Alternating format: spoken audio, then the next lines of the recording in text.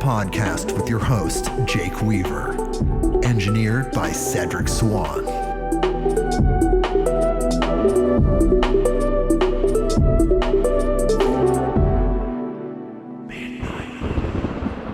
Hey everybody, we're back with another episode of Midnight on Earth. I'm your host, Jake Weaver. And as usual, we're here to bring you more knowledge, more light, and more love. We have an amazing guest today. An amazing guest. Her name is Kim Copeland. She's an end-of-life doula, hospice nurse with over 20 years of experience. We're going to talk to her in just a second. But first, I need you to do this for me. Follow me on Instagram at midnight_on_earth. That's the address. Go there, follow us. The more followers we get, the more we get noticed, the more all of these great stories get out there to people. Spotify, follow us on Spotify, Apple Podcasts, Google Podcasts, wherever you listen to your podcasts, there's a button that connects you with me, connects you with us forever. Hit that button because we need to get this incredibly positive information out there more. And of course, the most important thing, please, please, please tell a friend. Tell people you know that love these type of podcasts. They're great podcasts. They're enlightening. They help people. They're funny. There's so much going on here. You know people that like this stuff. Tell those people. Get them to listen. Get them to open up their Spotify. Do that for me. I really appreciate it. midnightonearth.com. And we're going to talk to Kim in just a second, but I want to read her bio. Here we go. Kim Copeland has over 20 years of experience as a psychic and medium, Hospice RN, and energy medicine practitioner. She's walked between worlds with countless clients, witnessing an array of spiritual supportive helpers who offer messages of hope, support, and truly that life continues on the other side. Mediumship and psychic work developed from her studies in shamanism and energy medicine. She is passionate about assisting clients to discover love, connection, and support from their spirit helpers, which include loved ones, angels, guides, master teachers, animals, E.T.s, and more. Kim offers readings and teaches psychic development. Her teachings and readings are inspired by love, divine connection, support, and energetic balancing. Hello, Kim. How are you doing today? Hi, Jake. Thank you so much for joining us. I really appreciate it. Well, thank you for inviting me. I really appreciate this opportunity to be here on your wonderful show. I'm very excited. Well, we're trying to get out positive information. We want people to learn more about these things that are on the fringe of thinking, these near-death experiences, like when we talked to M.K. McDaniel, and of course, Allison Gannon. She talked about communicating with deceased loved ones, as you also do.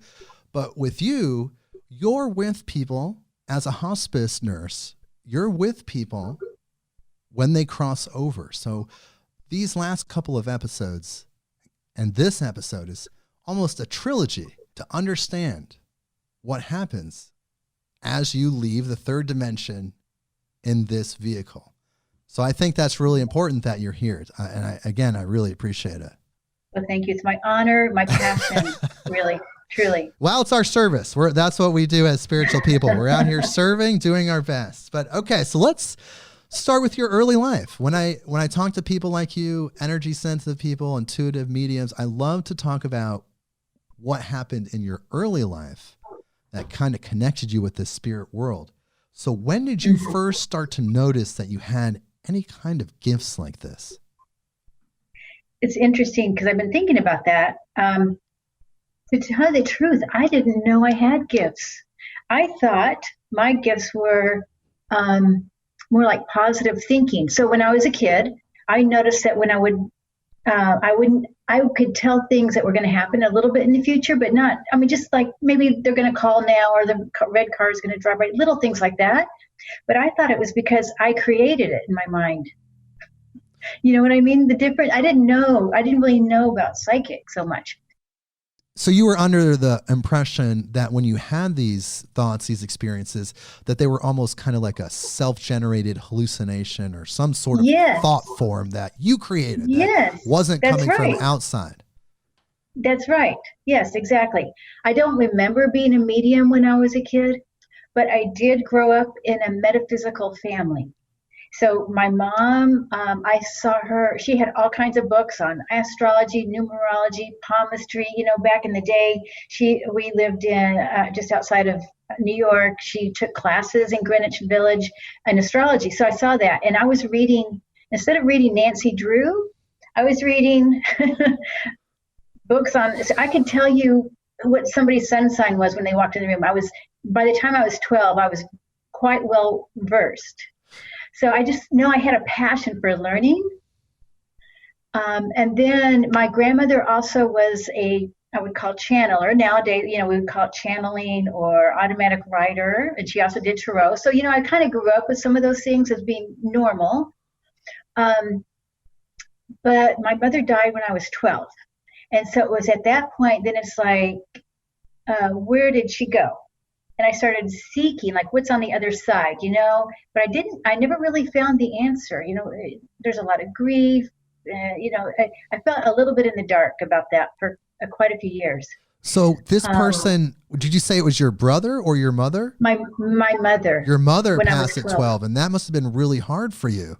And it made you ask spiritual questions at that time. But like you said, you had this upbringing and really open-minded upbringing where all of these incredible authors and this incredible information was coming into your world. So do you think that increased your sensitivity early on because it wasn't seen as something negative, it was actually nurtured? Right. It was just normal. I just felt like it was normal. So it's not like I needed to hide it or anything. I remember my mother with my dad. My dad was very poo-poo about it. You know, like, oh, your mom's crazy, your grandmother's crazy and all that.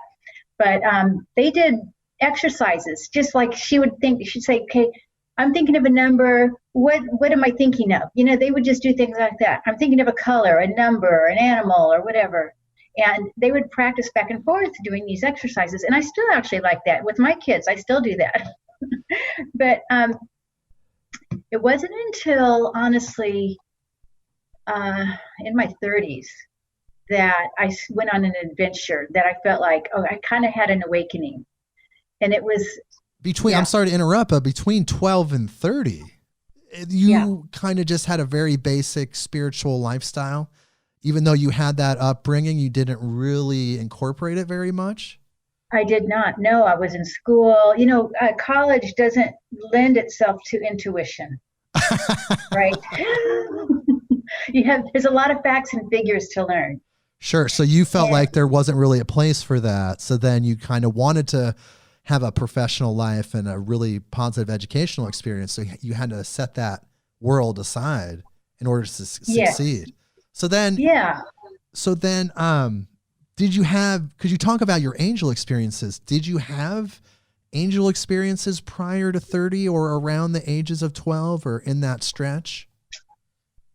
I don't remember so much that I did, honestly. When I started having the angel experiences more when I was working with people on a table, when I was doing my energy work. Or I also studied massage. I did massage therapy for a while. And it was then when I put hands-on healing, that's when I noticed I was seeing the angels or the departed loved ones. And then how old were you around that time? I was in about 30. Okay. So really it just kind of boiled down to that time around 30, which correlates, if I'm sure maybe you know, or maybe you don't, around the Saturn return of astrology. So that was Yes. a big new life path journey for you. So I guess what happened around that time when you were 30? It's amazing. I know. It's just like all of a sudden, this is kind of sound weird, but I was a nurse, right? I had just only been a nurse because nursing was my second career too, by the way. Okay. So I was home. I worked, watching a news show. A lady came on the news. She was a medium. I saw her do a demonstration and I said, okay, I'm done. This is it. This is what I'm going to do. I don't know. I saw it and it's like, okay. And off I went. And I didn't study mediumship necessarily, but I just did all kinds of other things. So that's not when you were a hospice nurse, though, at that point. You were just a traditional registered nurse, or were you a hospice I was nurse? a home health nurse. So what triggered it, though? What was that awakening experience? I guess I just was reawakened, right? Because I felt like I was awakened my first 12 years. Yeah. Okay. And then kind of put it to sleep. And then I don't know what triggered it. It just like something that opened up. I was like, oh my gosh, there's a whole world that I have forgot about. Right. So then where did you pursue that? Yeah. So first thing I started taking shamanic classes, and I went to Santa Fe, New Mexico for that. And then I was living in Colorado Springs at the time. And there was a man there that taught psychic development classes. So I took classes from him. So I just like everything I could find or read. And again, that was 1995, by the way. And did you have children at that point? No children. Okay. So you had the children post spiritual reawakening. Yes. Okay. I like putting things into context. It really helps with the understanding, because I'm sure you have this dynamic, wonderful life. I just want to kind of grasp the whole thing. So, okay. So you're 30, you don't have kids yet. You're devouring these books, you're getting this new information. And then what happened after that? What made you grow even further? I think it's like my life path to always learn. I'm a number 7. I mean, if you know numerology at all. Definitely. Okay. So it's just this deep desire and passion. I don't know what it is. I feel like I'm actually more like in the heaven realm, sort of. And I just like to touch down lightly. I know the feeling. Because it's pretty heavy. Yeah. It's kind of heavy down here. Well, I think that a lot of light workers feel that same way. People that have a more angelic presence. Perhaps you were an angel in your previous life. Some people think we're angels in training. There's so many different theories. But yes, it's the light workers that seem to exist more in the astral divine realm and then kind of move into the third dimension in their body to do their work. It's really interesting. I've heard other people say the same thing. Yes. So I think to me, that's what a medium is. You're living in the middle of the two worlds. Right. And then when I was a home health nurse, I had done that for a couple of years, and I love animals. I love dogs. I had already studied massage therapy. I was already studying energy work, healing touch, Reiki, therapeutic touch. So, and in my home health work, I knew that energy work was important. I could help with pain and wounds. I could see wounds healing much faster, pain go away. Like even people with heart attacks, things like that, are just putting your hands on the heart, just moving the energy around. So I saw some amazing stuff. So that made me even more interested. And then since I am a dog lover, I saw an article in the newspaper about dogs being used in hospice as therapy dogs. Okay. And so I said, that's where I want to work. I want to work in hospice. So that's it. And now it's been probably now more than 20 years. I don't know, 22 years. I'm not sure. So your original intention, did you know what hospice was, that type of work? Like you said, prior to our interview, dealing with people that are in their last 6 months of life. Did you know that that's what the hospice work was? And did you understand the weight and the gravity of that when you decided to take that role? Yes. I mean, and it's a privilege and an honor and a joy. Honestly, it was. I worked for an amazing organization. My supervisor, we during our interview, it just, everything about hospice is love, and when you're working with hospice people, they're at that last phase, 6 months or less. And they have come there to say goodbye, basically. They know they're saying goodbye, so they're usually in a really good mood, and they want to be remembered well. And they want to also have all closures with anybody that they may not have had a good relationship with. So they're attempting to tie down their life and make it good at the last end, the last little section. And so it's wonderful to work with these people. So did you have to have a specific set of requirements, not just professionally, but also on a personal level, to be a hospice nurse? Were they really stringent about who was able to work around these people? Well, there might be some of that. I don't know that they actually said that like in an interview, Sure. But I know some experience of like home health. My home health experience was, good because, you go home to home. And no, they didn't ask about spiritual. I would be hard to be a hospice nurse if you don't have any spiritual belief system. I think that would be hard. Uh-huh.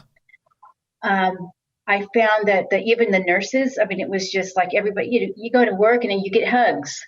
It's amazing. It really is an awesome atmosphere to work in. But did you notice working around these people that they were all your coworkers?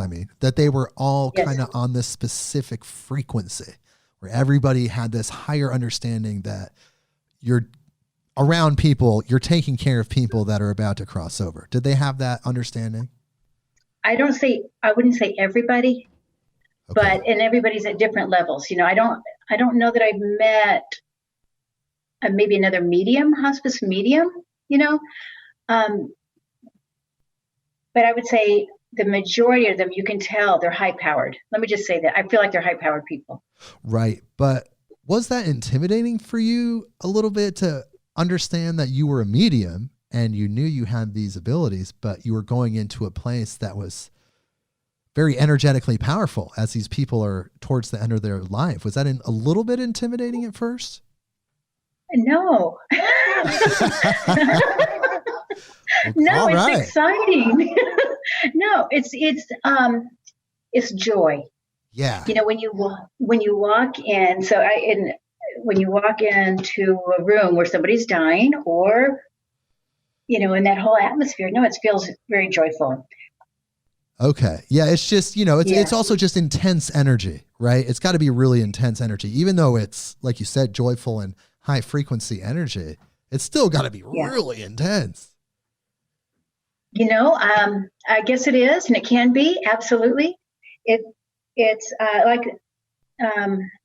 what's wonderful though, I guess the thing is when you have these like glimpses of the angels, to me, that's the everyday hospice world.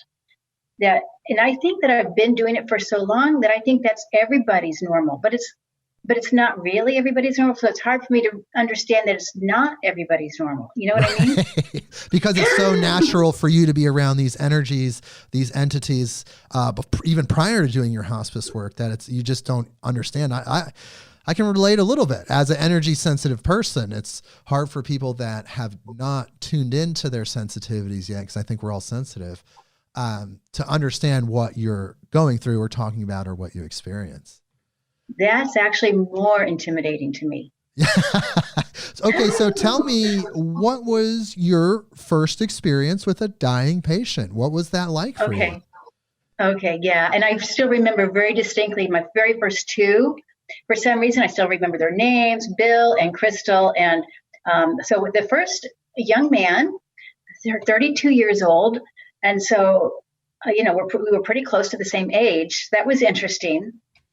But for him, and that was a brand new hospice nurse, right? But what happened with him that was very spiritual was he would wake up in the middle of the night and he was on oxygen, and he would go over to the kitchen table, sit down, light some candles. And you're not supposed to have a fire when you're on oxygen, but he did it anyway. And the reason I know this is because his parents moved in with him to take care of him in the last section of his life. So they saw this, but they didn't wake him up. So he would go, it was more like a sleepwalk. He'd walk over there and then have conversations with other people at the table that they couldn't see. Interesting. So he was having a near-death awareness and near-death conversations, which now I know that this is very normal. I don't see that many people walking to the kitchen table and lighting a candle, but I see these conversations. And this is your first experience. This is your first experience? Yes. Wow. Yes. And so you said the words near-death awareness, which is a little bit different than a near-death experience. Can you describe what near-death awareness is for people that have never heard that before? Yes. So as people who are in the hospice world, who are transitioning, the veil for them becomes thinner. Their body becomes weaker, but the spirit gets bigger. So as that's happening, they become more aware of the spirit world. And so this awareness that they have, they just think it's normal. They see the angels, the departed loved ones, the pets. And sometimes for them, it can be a little bit like, well, how come you aren't seeing this? So I also have what I call shared near-death awareness. And that's a term I made up, which means I can share in their near-death awareness. Well, that makes sense because I was thinking about that because as a medium with your gifts, being able to communicate with deceased loved ones and deceased pets and the other things that you do in your life, being around people that are having this near-death awareness, it only makes sense that you would also be able to see and potentially even communicate with these beings. Have you communicated with these beings in those situations? Oh, absolutely. It's awesome. It's the joy, it's the privilege and the honor to do that. Yeah, I love it when I'm being greeted by, here's an example of a lady, this isn't brand new nursing, but maybe 5 years ago, I knock on the door and a spirit comes and tapping on my shoulder as a man. I knew it was a man, and he shows me a bouquet of red flowers. And he said, please tell her I'm here. And so I go in to see her, and she's already in a coma, so she's getting pretty close to dying. But I told the family, I said, there's a man that came, he showed me the red flowers and said, please let her know that I'm here. And it turns out her husband, and she was in her 80s. They were both in their 80s. They'd only been married 3 years. They got married in their 80s. But he always bought her red flowers, and he had that on his, on the speed dial every week, got her a new bouquet of red flowers. So that was, awesome, right? How he showed up. Yeah. Well, that's pretty incredible. But okay, so tell me again the names of the first two people that passed on. Oh, yes, Bill. Okay. Bill Moore. Mm-hmm. And so when you were with Bill, so he started having a near-death awareness, but then what was it like when he passed on? What was that like for that first time? Because you're there as they cross over to the other side. Is that correct as a hospice worker? Not every time. Sometimes they cross over in the middle of the night, So I'm not there all the time when they cross over, but I'm there shortly after usually. Okay. If they did it before me. So what was it like the first time you were with somebody that was crossing over, that you were allowed to be there? Well, I don't know if I remember that first time. I mean, there's a lot of times. I can tell you about a time last week, actually. Okay. You want to hear about it? Sure, of course. Okay. So this man, he wasn't very old. He's only 51. Retired doctor. His ex-wife and daughter were taking care of him. He had a liver failure. But in the last 2 days, I saw him the day before he died and then the day he died, and I was there. The day before he died, I could feel his whole family getting ready for him to come. This is the day before Super Bowl, by the way. And I just thought, you know what? He's going to die during Super Bowl. It just came to me. But I could see the spirit world all surrounding him. I could see his dad, his mom, what they were wearing, the clothes, the tables being set, and all that. But so when I came the next day, he was only breathing like 5 breaths a minute all day long, which is a pretty low respiration rate. Well, when they said, well, what can we do to help him? He's just sitting here. And so I just went over, got close to him, and I just used my hands over his body. I just cleared the energy, and I could feel over his heart. I put my left hand over his heart chakra, and I felt that he didn't know where to land. I could feel his heart chakra just moving and moving and spinning and moving, and he didn't know where to land. So I just kind of cleared that energy, and I calmed it down. And then I saw the angels around him. I saw there was 4 angels, a light green, a light blue, a white, maybe a yellow. So I could see them all around him. And I said, okay, it's time to go. It's time to go. And I used my kind of, does that sound authoritarian? It's time to go. Does that sound a little bit bossy? I don't necessarily think so, because you have to be clear, from what I understand and what I've noticed with previous mediums and other paranormal experiences like The Exorcist we talked about. You have to just be clear and simplistic with these people or these entities, yes, because it's not really too overbearing. You're just giving a direct command. It's almost like abracadabra, like a magical spell or something. And if it is their time and they're hanging on, like you're saying, without a place to really land, then they need that guidance. And that's what your role is. Yes. And so that's what happened. Within about 2 seconds, he stopped, and that was it. So, oh my God. And it was so easy. And the families were like, well, what did you do? And I said, I just told him it's okay. Basically, I just told him it's okay, and that he can't make a wrong turn. And I actually think that he just didn't want his wife and daughter to be alone when he died. I think that was more about that as well. But that was actually pretty awesome. And then again, after he died, this is a few minutes after he passed, I actually stood back. So we know he stopped breathing. I stood back, gave him space to leave, to leave his body, to exit. So and rather than holding on to him, like holding his hand or something, which might keep him here, by letting go of him, he could let go easier. Interesting. Okay. So you almost like gave him an energetic channel, like a pathway to leave, because he was confused about his orientation. Right. It sounds like. Yes, absolutely. That was it. Well, that's and really then I saw powerful. Right after, it was powerful. And I saw right after that, he went right to his mom and dad, started having a conversation like, well, this is what I've been doing all this time since I saw you last. And, they were just like catching up, like at a family reunion. And you got to witness that from an energetic perspective. Yes. And is that visual at that point? Or is it like? For me, it's very visual. I have a lot of visual with my, I saw him at the table. I saw him being the life of the party. I saw him going over to greet other people. I saw the cake. I saw the fruit, the watermelon, and everything that they were eating. Lots of fruit. So it was beautiful.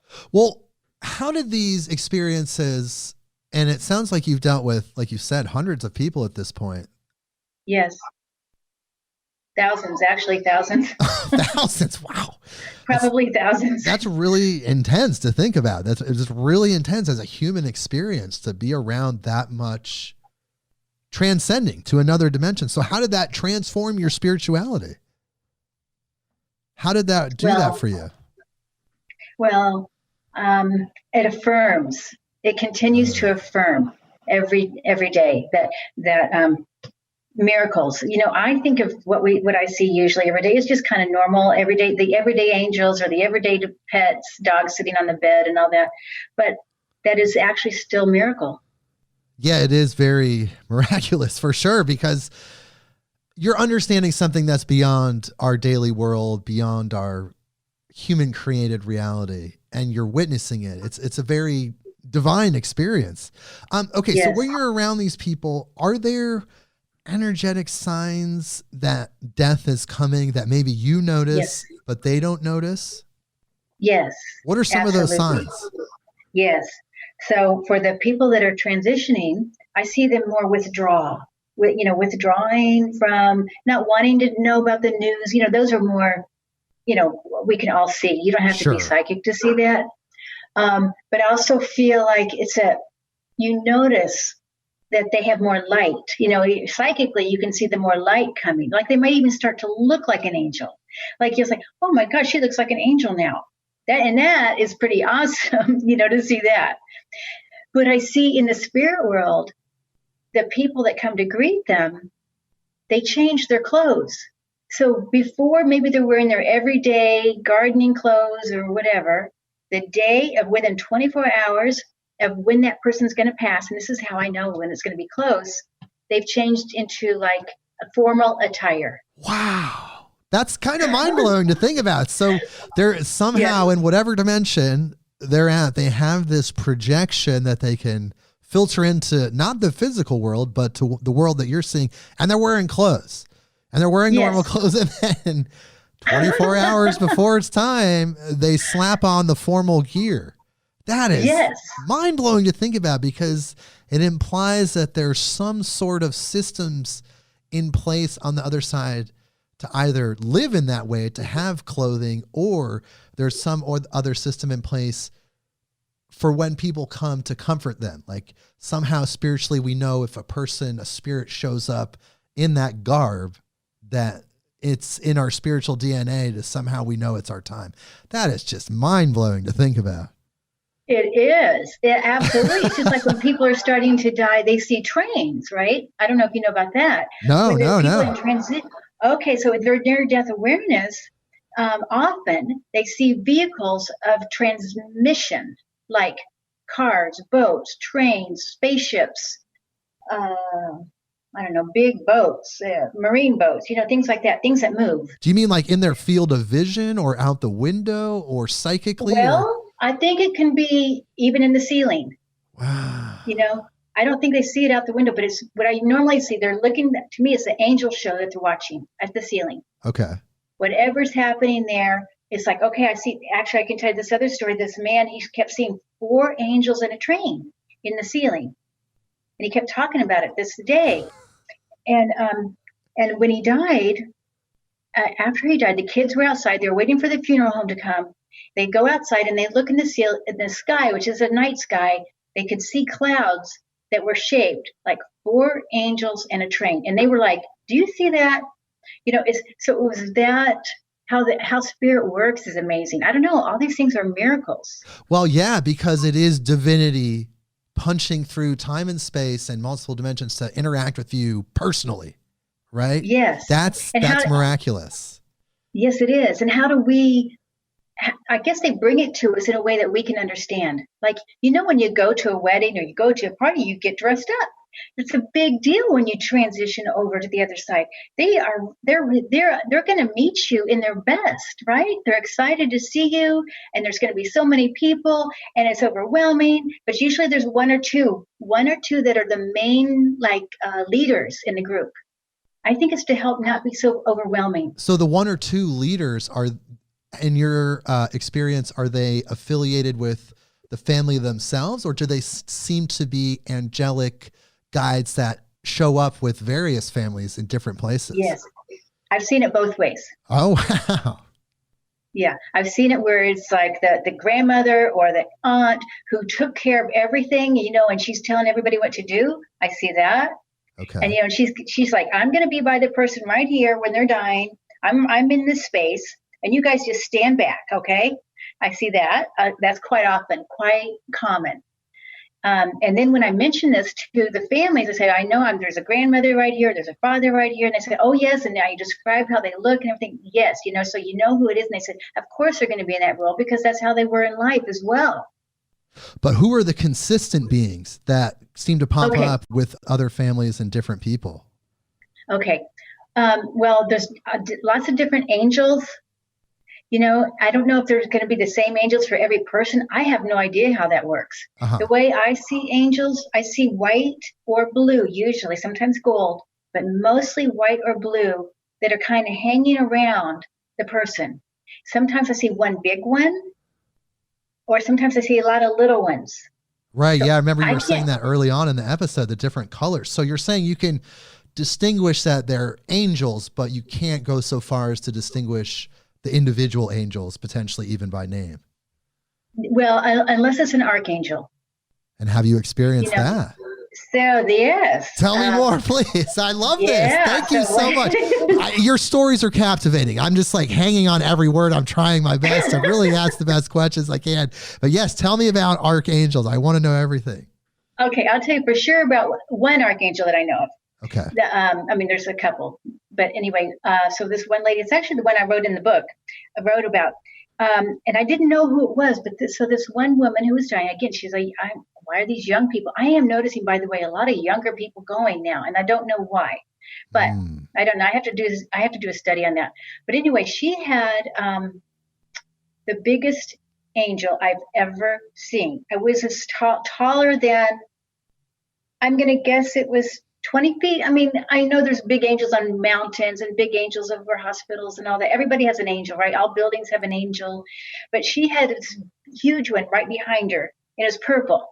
And it was like the fuzzy blanket feel, like it felt soft, right? I didn't see wings. It was more just an energy, a big, huge purple energy. And she was also very shamanic. She was a healer. She was a naturopathic doctor, and she studied a lot of spiritual stuff. So it was interesting that she had this big, huge angel. But next to the purple one were other half-sized green ones. And again, they looked identical to me. You know, I couldn't tell one green one from the other green one. They were just big green things. Again, the fuzzy blanket feeling. More like if you were to put a sheet over your head, you know, that kind of a shape. Sure, sure.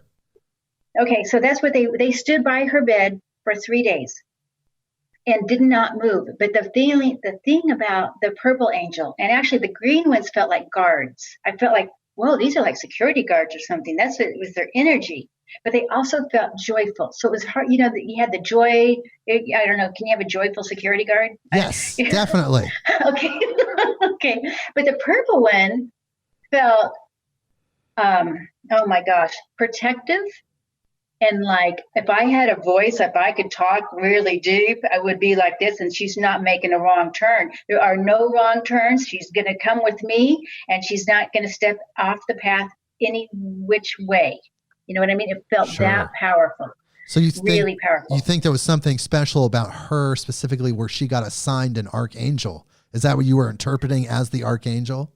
I don't know why she got assigned this archangel. I have no idea about how that worked. Oh, wow. Or why. But she did. And then when she died, so this is interesting. The day she died, the angels were gone. The purple and the green guys were gone. But what I did see were more like human forms on the side of her body, like 3 and 3.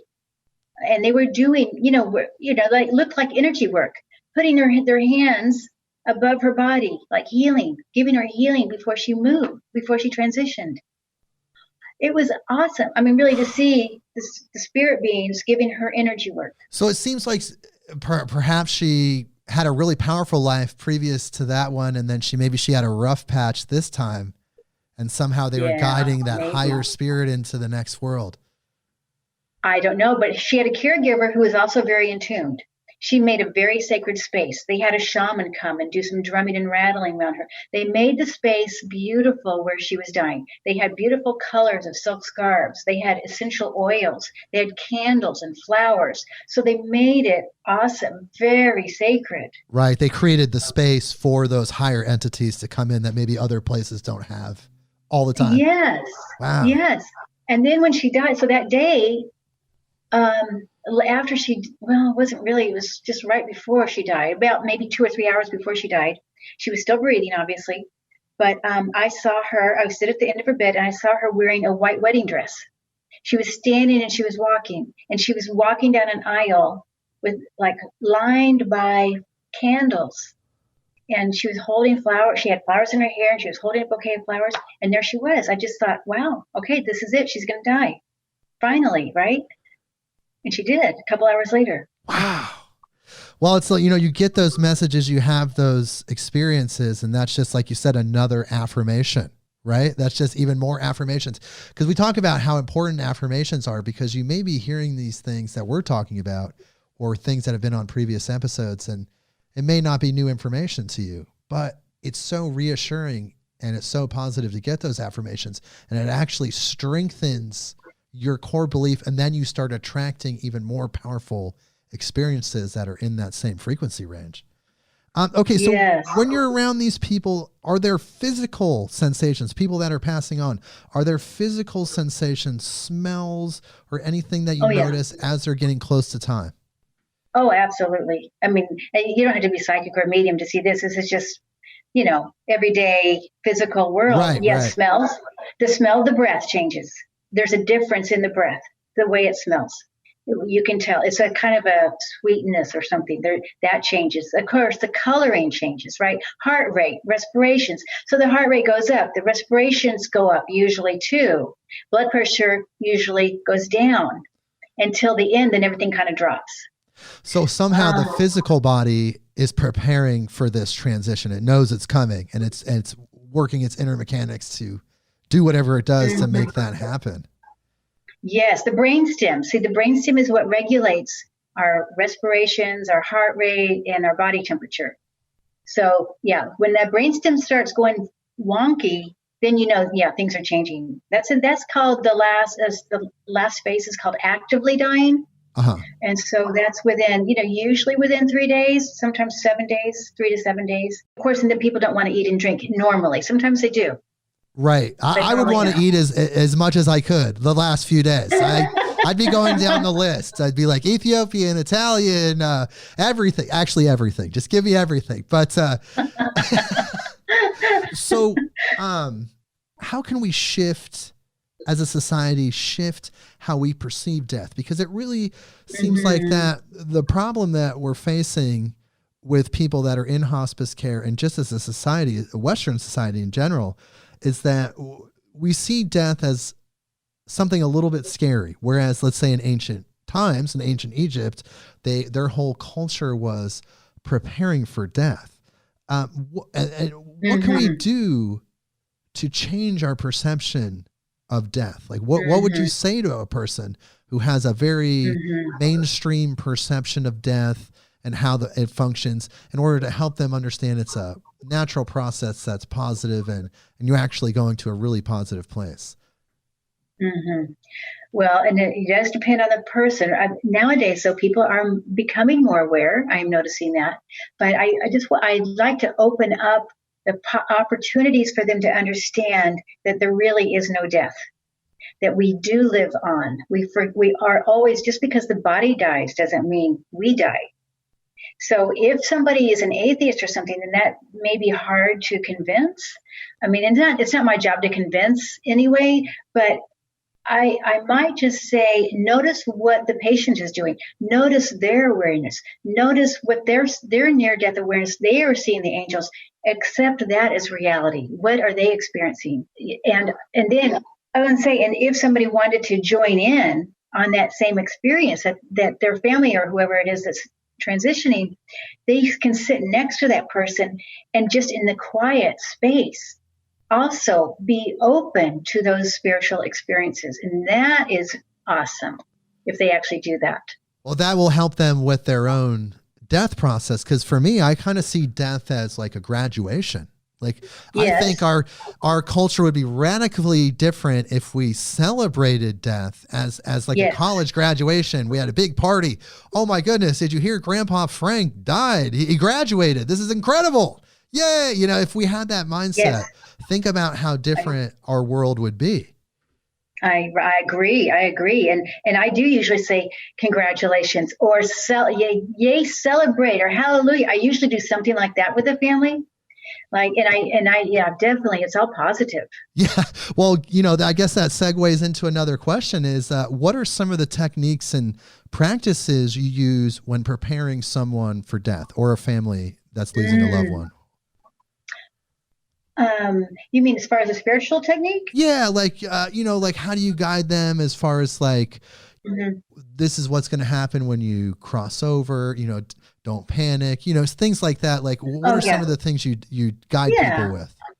Well, I mean, first of all, I do talk about the physical changes that will happen, kind of some of the things that we just talked about. Sure. So, and to make it normal, right? Make that normal. And then since one of my favorite topics is near-death awareness and mediumship and all that and spirituality, I might start with something very gentle, just like I might sit down and say, wow, I'm really feeling angels in this room. And you know what? They oftentimes will, "There are angels here. Do you feel the angels?" And then that kind of opens up the conversation that creates a sacred space. So I just kind of explained that we don't need to have like the news on and things like that, but just opening our own awareness, sitting in the silence, opening our awareness, and having a calming, beautiful environment will help us become more sensitive to what's happening.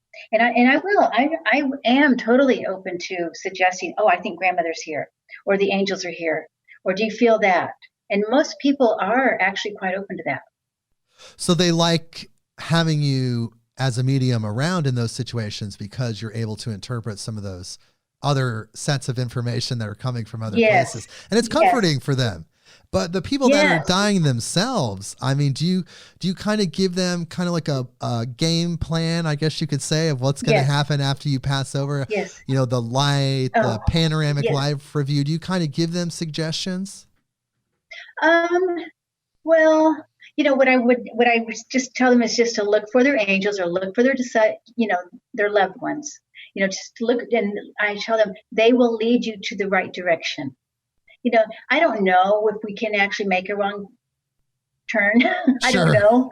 I actually have heard some people making a wrong turn, but I just want to affirm with them that no matter what their belief system, actually, it doesn't matter if they're an atheist or not. It doesn't matter what kind of religion they've ever or not practiced. That has nothing to do with what's going to happen on the other side. Right, because the divine is infinite love, and it's going to embrace you and understand your story from the day you were born, all the circumstances, everything you thought, and everything that happened between that day and the day that you went to that next dimension. So it's infinite love. So you're going to be there. Because some people theorize, I've heard these theories that you're not supposed to go to the light because somehow that's not the path. And then, of course, there's some people that say the light that you see at the end of the tunnel is actually the opening of a vaginal canal, and you're just going to be reborn again, and just instantly, and then some people talk about the panoramic life review. What is your personal belief about what happens after a person dies? Like, how do things flow? Yes, I think the very first thing is they're greeted by somebody. Okay. They never die alone. They're greeted by either the angel, the archangel of death, or a loved one, or pets. I had one lady, she did not die until her 2 dogs came to meet her. Then she was ready to go. So there's that greeting. And I believe in that greeting, they will lead them to the right place. Do they go to the right? Do they go to the left? Do they go to the light? Do they go to the green? I don't know. But I do know that they're greeted. I think that's the very first thing. And then also I believe that there is a healing time. That especially if their body is like, if they have cancer or something like that, that they go into a healing area somewhere in this other dimension, they get healed, and that can take who knows how long. There's no time about it, but it's a process where it could be reliving their life. Of course they have that, but I mean, there's a lot of baggage that we have here. Right. So it's like a cleansing. You got to shake off the third dimensional stuff. And then before you can move on. But is that when the panoramic life review kind of takes place, or is once you shake that stuff off, then you go into that? In your opinion? I think the panoramic life review happens first. Oh, wow. Very first. I do. I think that. And then I think it's kind of maybe the same time even when they're greeted, right? And then that life review. And then they decide if they're going to go to the healing. It's not exactly a hospital, but, something like that. Sure. No, it makes sense that there's kind of a transitory cleansing dimension where you can shake off things before you access those even higher frequencies, which is where these beings live. Yes. And I don't think everybody does it the same, right? Some people have it easier than others. And I think some people that I've known that maybe even practice meditation or Buddhism or whatever, but they were very spiritual, their transition is way easier. Yeah, it's like butter. Because when you're meditating, oftentimes it's like, yeah, absolutely. They just float on in. Exactly. It's so easy. Well, that's because... And people who also have... Oh, I'm sorry. Go ahead. That's because people are preparing. Who have little regrets. Yeah, yes. Exactly. And also who have pitched all those loose ends together. you know, they say they are sorry as much as you can on earth. That makes it easier as well. Right, because there isn't those regretful things that you have to kind of process in that dimension.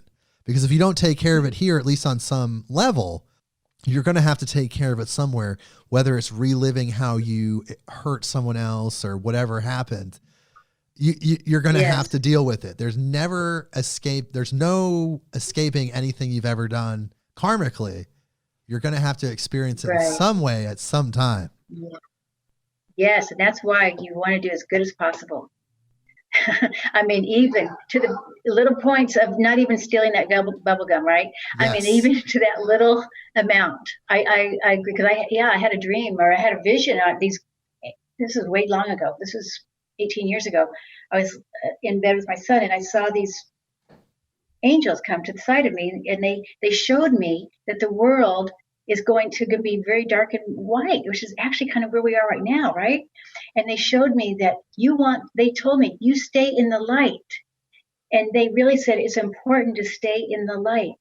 And to the point of like even this little bubblegum thing. I mean, like to that nth degree. Well, it seems like every action has an energetic signature that has some sort of resonance that attaches to your energy body. So as long as you're maintaining high frequency decisions, maintaining high frequency thinking as much as you can as a human, you're going to stay in that different bandwidth.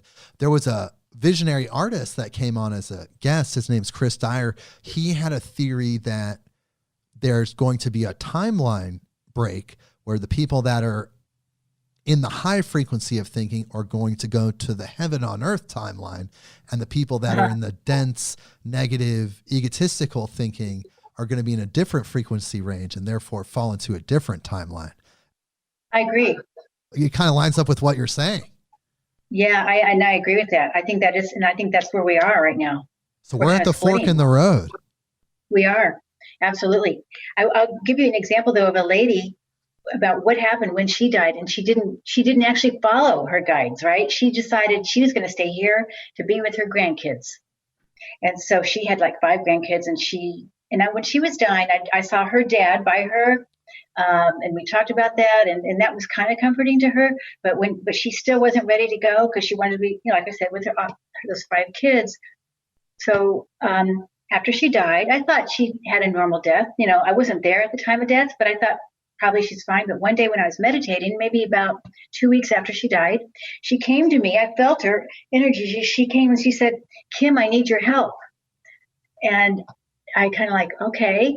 And she said, "I haven't crossed yet." So then I just said to her, I explained to her, if you go and get your angel wings, you can come back and see your kids. And so, you know what? She kind of like, okay, I mean, I know this sounds weird, but I felt no, not at all. Okay, she kind of said, okay, I think I can do that. I can go get my angel wings and come back. And so then what I saw, this is really cool, 2 angels on the side of her going on, and they were bright blue, by the way, beautiful blue angels, like a Mary Mother blue. Okay, anyway, but they were pushing her along, like, hurry before she, and I could hear them say, hurry before she changes her mind. And they were kind of like, giving her a push on her back, like, let's go, hurry. Because she was just kind of hanging out watching her grandkids, but she was ready to go. That's why she contacted you. Yeah, she was confused how to get there. And did she contact you after she did go to the other side? She did. Oh, tell me, did she thank you? Yes. So I was in actually a mediumship practice group, and she came in and she said, yes, she said, I'm here now. I'm great. And then I actually saw wings on her. I did. I actually saw wings on her. I remember I said, get your angel wings. And she came back and she had wings on. She's like, well, I got them and I'm back, just like you said. Well, okay. So what are some of the things that people can do to stay in a high frequency, to keep themselves going to that positive timeline? Yeah. Well, I mean, I have lots of things I do. I want to encourage people to, first of all, stay, just focus on what's good for other people, be good to other people, right? Be good to the earth, be good to the animals. I think that's really important. Also to apologize. It's okay to do that. Also, other things I think people can do to help their vibration is, things like don't watch too much news. Limit the amount of news. Limit the energy of the people that you hang out with that might drag you down.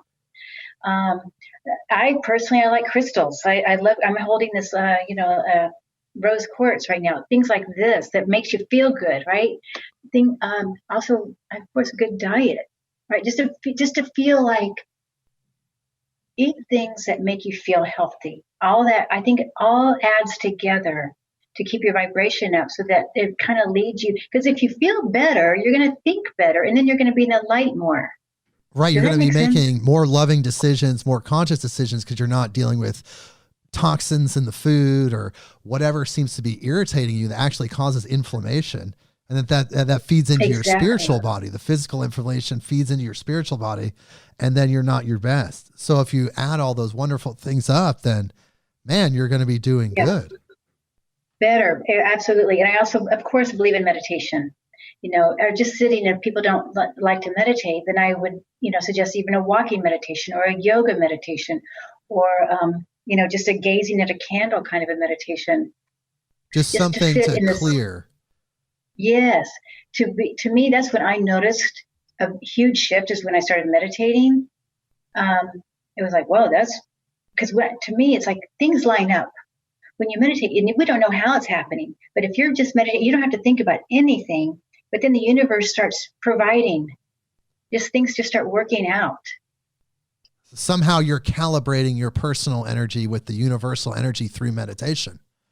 Yes. Wow. Yes. That's so powerful. Well, it's how you become a more spiritual person, which is what we're all trying to do. I mean, I think that the human, no matter where we're at in our spirituality, no matter where our religion or our cultural background is or where it came from, we just want to be better spiritual people. I think there's something in our spiritual DNA that makes us want to do better. But when you're doing this hospice work, did you notice that people became more religious or more spiritual, you could say, as they were getting closer to the end? No, not really. Okay. I do. What I notice is that they start believing. To me, it's just more natural. Like, oh yeah, there's angels. So I wouldn't call it religious. Right. Just more. Yes, they're opening up. They're opening up to the spirit world. Right. Not necessarily that's for sure. religious, that happens. But spiritual thinking. Yeah. Yes, spiritual thinking. Yes, I do notice that. But also the thing is, when people are starting to transition and getting to more spiritual, they don't talk as much. See, it's not like you and I talking. So they don't explain everything that's going on with them because the words slow down. So they're just really processing this next dimension and letting go of their life. Yes. And the thing about the letting go, and it's a good thing you mentioned that, because I do remind people, to the families and to the person who's transitioning, the idea to be able to transition peacefully is to be able to let go of things on this life. So all these little attachments, and I think of it like on a belt. You're letting that one off and that one off and that one off.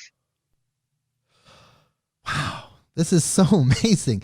We have this desire with this podcast to help people understand the death process a little bit more, because it's just as natural as life. People celebrate life. Every time a new life is born, we celebrate, we have parties, we do all these things as humans ritualistically to acknowledge this incredible experience. And we have a different set of rituals for at least Western culture with dealing with death. But we're trying to help you understand that this is so natural. This is so natural. Yes. Is the human experience, from your perspective, if you were to quantify it in a percentage, as a spiritual being, what part of the human experience is the completion of our spiritual development? Would you say like each life is probably like 25% and then our spiritual life is another 25? Because it seems like there's so much more. There's so much more to our human experience as light beings in the physical body. Like there's so much more that we have yet to experience. And the human part seems like it's almost minimal. Almost nothing. Yeah. Yeah, I would say almost nothing. It's it is hard to know exactly, what happens on the other side and what we can do to prepare. But I think having an open awareness, an open mind to what can happen and to the miracles that can happen, make it magical and a reason to celebrate. Right. So it's really just letting go of the shackles. If your family came from a specific religion, just letting go of the shackles of paradigm-based beliefs and just kind of embrace the moment, because it's like when that's happening, none of that really matters because the soul is just transitioning into this loving dimension. Do you think the soul has a physical weight? And do you think it has a place somewhere in the human body, or is it energetic? Not saying that's like an organ or something, but is there some sort of containment mechanism within the physical body? Interesting. If it was to weigh anything, maybe it's a gram or something. I mean, so minuscule, right? But I feel it feels like it's in the heart to me. If I had a place where or more the spirit, because to me the soul is way too big to hold in our body. So I think we just have a thread of it, right? But the spirit of the soul, the one little thread that we're connected, we have the big soul over, at least in my perspective, we have the big soul overseer that has a thread that's to this by the spirit that we have. I feel like it's very much in the heart. So it kind of projects out from the heart energy center. Yeah. Some people feel like it's in the head. Yeah, the ancient Greeks believe that. And there was one doctor that conducted a study where he weighed multiple cadavers just after the time of death, and he determined that there was a 21-gram difference. 21 grams. Wow. So yeah, I don't know. It's total conjecture. It is amazing. It's totally amazing. I remember one lady recently, she passed, and I never had seen this before. She had passed. She was pretty young too, had been married to her husband. She had 2 kids. Her sisters were there, and we were talking, and I said, well, how long were they married? And those 2 sisters were talking about it, and they were trying to count it up and stuff like that. And I heard the patient who just died say, and I could almost see her lips move, which is I've never seen that before. Like she was trying to move with her lips. She said 27 years. And then I said to the sisters, 27 years. She's saying 27 years. And they said, that's right. It was 27 years. And then it's like, wow, how did that happen? Yeah, there was that transmission of information there, it seems like. Yeah. And then after we changed her clothes, she said, well, that feels better. Like, that's weird. Okay, I want to get your thoughts on something. When the physical body, the human being, when we're born, the brain releases a compound, it's called DMT, dimethyltryptamine. And when we pass on, when we die as physical beings, the brain also releases that same compound. It's very highly potent psychedelic. What are your thoughts about DMT and how the chemistry of that affects the death experience? Well, first of all, that's news to me. I didn't know about that. So, but what I'm going to intuit from that is that helps the death experience because they can be more open to different awareness, right? To a different whole new landscape that they're going to experience.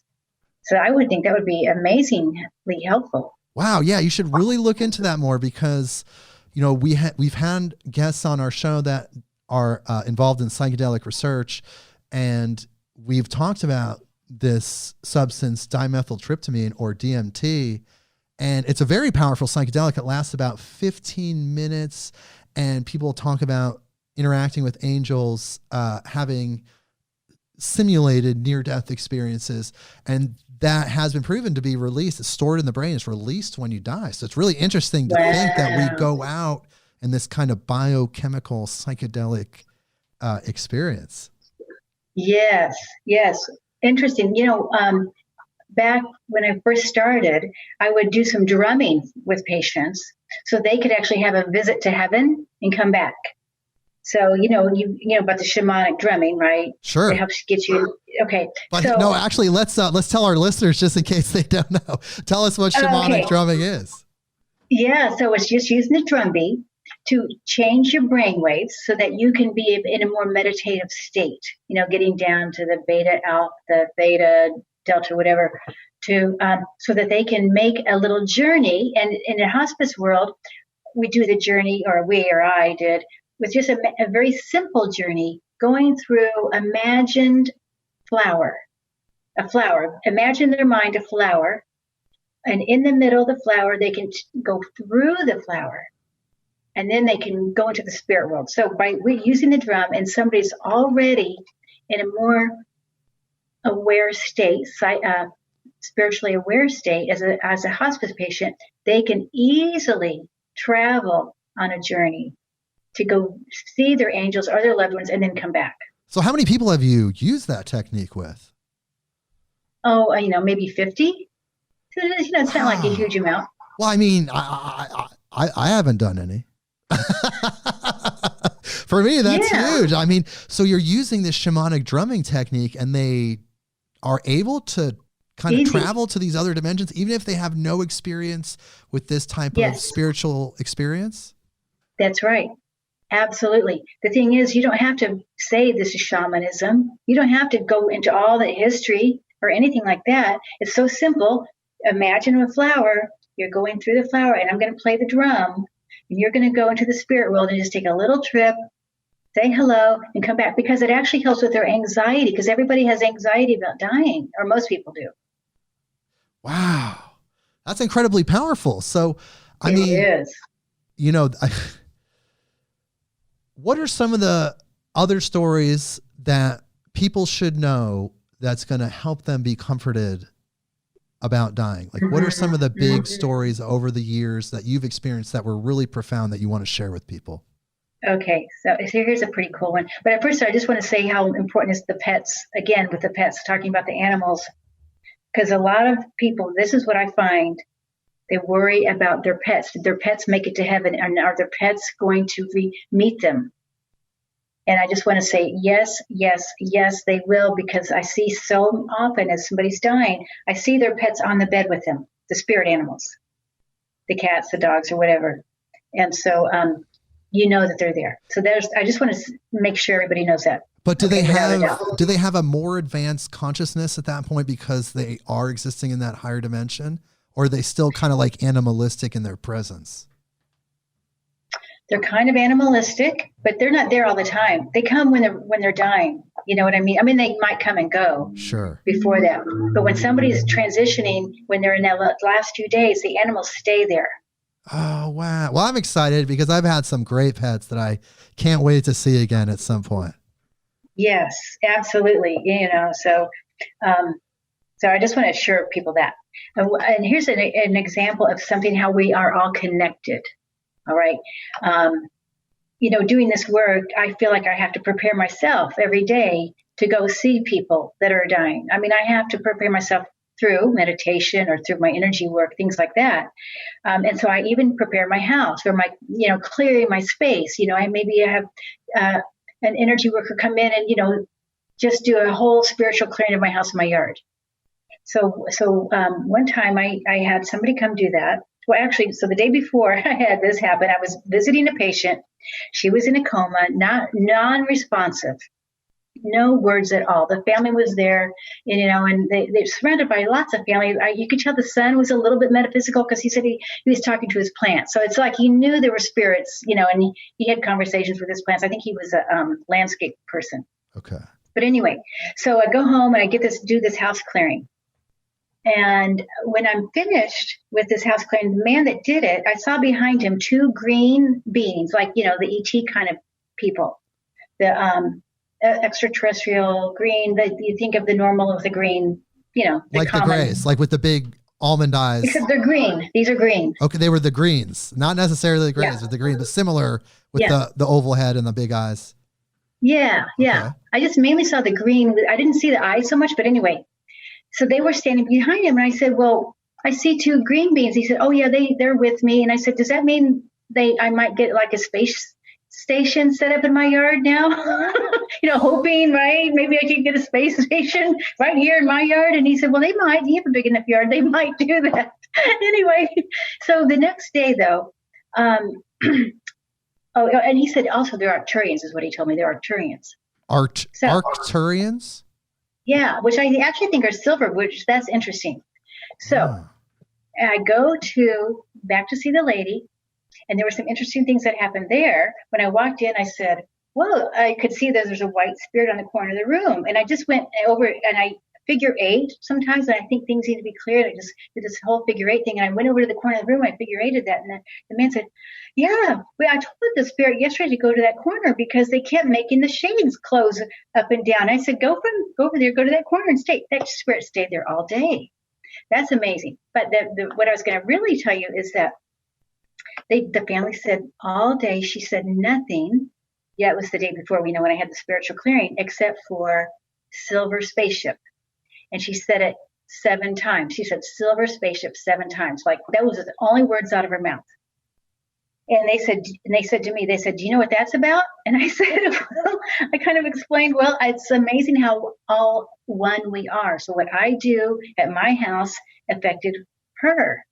You see what I mean? Yeah. Like there was this kind of network of energy that transcends time and space. And somehow we affect each other in that way. Our last guest, M.K. McDaniel, talked about that. She was in an afterlife, post-life experience, and she was getting information about somebody else's mother, thousands of miles away, outside of time and space, while she was dead, essentially. So it's it's really interesting how we are all so connected, because the human race, I mean, there's so little that we've been taught about who we are, where we come from, and what our history is. If we knew the true story of the humans, we'd probably have our minds blown. Yes. Oh, yes, for sure. But I just thought it proved that, what we do does affect other people. Yeah, and that's why it's so important to work on yourself and be the best person you can possibly be, because all the frequencies are interconnected. There's no lines of demarcation. There's nothing breaking those frequencies. We're all just connected. So if we raise ourselves up, if we do good and get that higher frequency established, then that's what we're broadcasting out, and we're going to pull other people up. I think that's part of our role as spiritual people to do that. Yes. And, interestingly, too, Arcturians, when I looked it up on the internet, I didn't even know what an Arcturian was. They help people transition. Whoa. Well, let's talk about that for a second, because we love talking about extraterrestrials on the show. So the Arcturians are beings, they're extraterrestrials, or are they interdimensionals? I think they're E.T.s, I think. Okay. And they must be. They have to be interdimensional. Yeah. To get through the time and space. They can travel. Yes. And are these beings that you've personally interacted with or channeled, outside of witnessing what you talked about earlier? Yeah. Well, I have seen them quite a few times. Oh my goodness. And I see them around other people. And to me, they're more normal to me. This is just my normal reality. Okay, there they are, Sure. And I have a lady. Yeah, go ahead. Oh, I was going to say, do they have a message for us specifically? Is there anything they try to coach you with while they're interacting with you, or while they're noticing that you're noticing them? Do they ever try to transmit anything to you for us? What I noticed, they have a very good sense of humor. And it's like, don't take things so serious. We take things way too serious here. Well, we forget that we created a world that's on top of another world, I think. Yes. And some of them are funnier than others. Some of them are just like very peace, like like we worry way too much. We're just at a different stage of development. Humans have this incredible destiny, this incredible story that's yet to be told. And there's other beings out there that maybe are farther along in their story. And they're looking at us and they just want to give us a hand. They want to help us out. But it seems like, for what you're saying, the Arcturians also have a different role of kind of being a transitory being, similar to those angels that you were talking about. Yes, they do. that is one of the roles. They come down. So I actually wonder, I might have more Arcturians around than I know. I mean, as being walking with death, as a death walker, there probably are more than, I mean, I believe we don't see everything, right? Obviously, we can't see everything in the spirit world. Oh, you're saying that there's even more that's outside of your perception or even advanced people. Yes. There's still even more that's, well, yeah, there's only so much that we can take in, that we're designed, even in our highest design, it seems like there might be some limitation to what we can perceive as humans because it's just so much. It's just so much. Yes. But you know, what I do notice about them, they're different. They feel very different than humans. They feel quicker. Like when I feel like I'm working with an ET, my mind is like, I can't even think fast enough. Their mind is so, I don't know if you even have, is it called a mind? But it's so fast, I can barely keep up. So it's like you're trying to interface with their consciousness, but it's vibrating at such a high frequency that you can just kind of barely just get it a little bit and enough to establish what it is. And then that's about it. But do you think that that's our destiny as humans, that we're going to evolve to be able to interact with those type of frequencies more? Yes. Oh, I do. I think they're coming more and more all the time. I feel like the next 10 years, it's going to be more normal. Well, maybe normal for some of us. Yeah. Well, yeah, especially those that have been preparing spiritually, metaphysically. We've known about this for decades, and we knew when the greater human consciousness taps in and starts to discover it, that's when the real shift happens. But, you know, that's also our role as leaders, to help people, because we got the heads up earlier on, which is something to think about. Yes, exactly. There's a lady that I work with that she's a medium as well, and sometimes we do readings for each other. And she has a lot of these kind of ET people around her, but hers are different. Hers are more like in the earth ETs. They just feel like they live underneath this crust of the earth. But anyway, so when she and I talk, they come over to my house. I see them hanging on the door. I see them all around. They just like, the minute we get on the phone, they've come over. How do they know that? Isn't that awesome? Well, it's like that quantum entanglement, where as soon as you connect, like you're connected, like as soon as the energy, even before you're even making the call, the energy fields are connecting. So then they know what's happening next because they're outside of that. So you can see angels physically, right? But can you see it through a Zoom call? Like, can you see anything related to what you're saying around me right now? Okay. Yes. So let's see here. Yes, through a Zoom call. Well, it feels like a motherly angel, I feel, is around you. It's a motherly feeling. And actually, if I'm looking to your right, it would be to your right. I feel like there's a whole lineup. There's like a lineup. Yeah. Okay. And what is it? What do you think their purpose is for me? How are they guiding me? Yeah.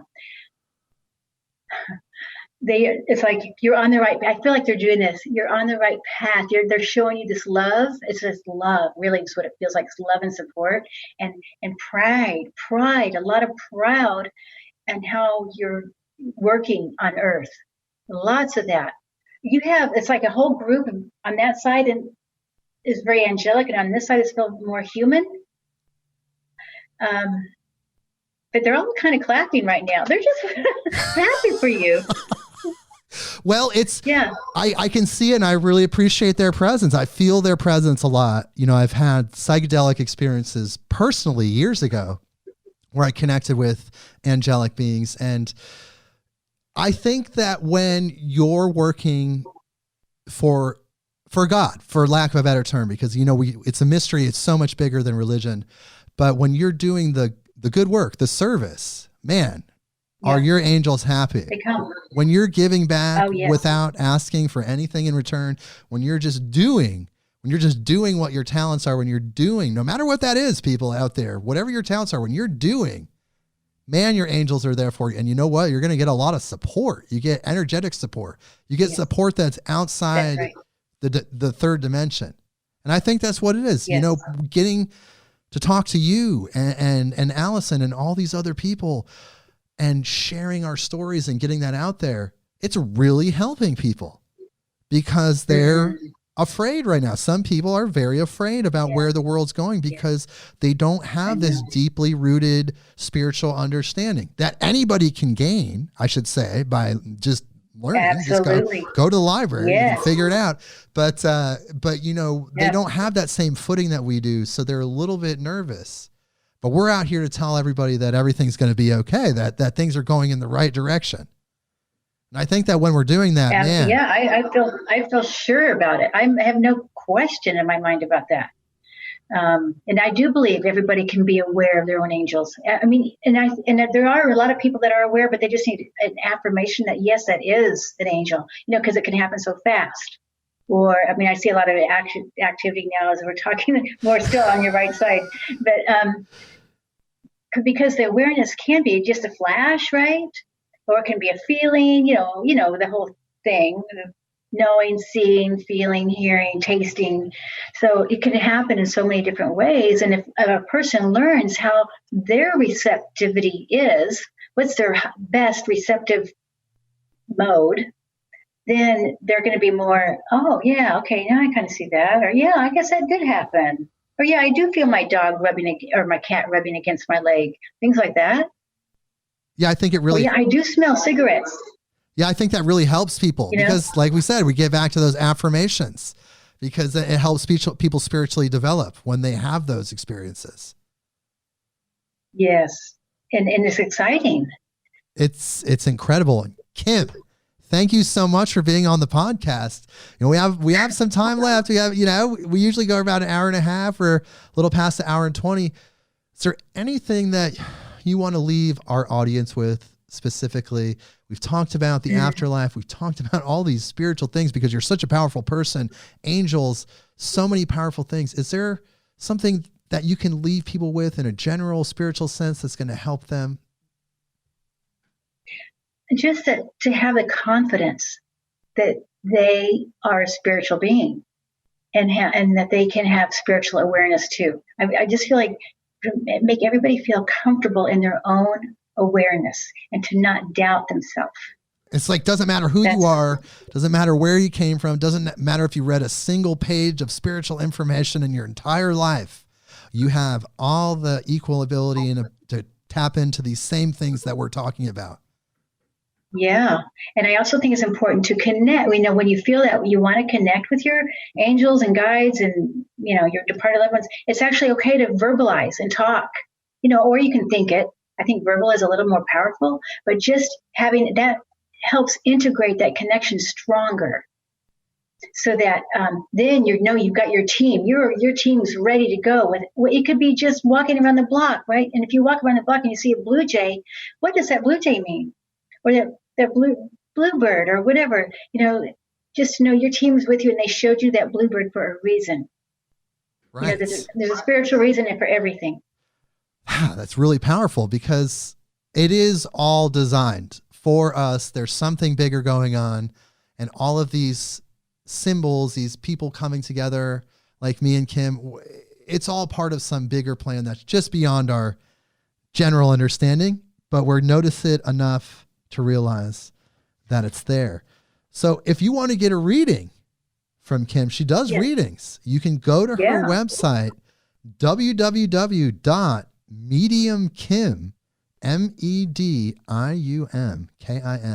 mediumkim.com. She's also a contributor to the book, The Last Breath, which is a compilation of stories related to mediumship. That's available on Amazon. You can get that when you can. Sounds like Kim's going to have a book coming out sometime soon, but she did just launch a YouTube channel. So go check that out. She's going to be uploading videos over the years as people go back and listen to this episode in about 5 years, 10 years. There's going to be so many videos on Kim's channel. Go check it out. She's going to help you understand things that are going to guide you when you cross over. Kim, thank you so much for being here. Thank you, Jake. I so much appreciate the time with you. You're a wonderful, beautiful being, so I really do appreciate it. Well, we appreciate you too. Thank you so much. Hold on the line. We're going to talk a little bit more, and we'll see you next week.